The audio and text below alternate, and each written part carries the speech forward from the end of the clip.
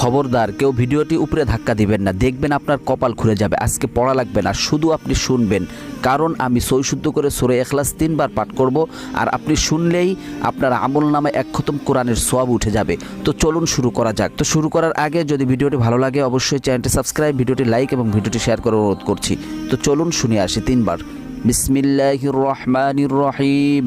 قل هو الله أحد الله الصمد لم يلد ولم يولد ولم يكن له كفوا أحد بسم الله الرحمن الرحيم قل هو الله أحد الله الصمد لم يلد ولم يولد ولم يكن له كفوا أحد بسم الله الرحمن الرحيم قل هو الله أحد الله الصمد لم يلد ولم يولد ولم يكن له كفوا أحد।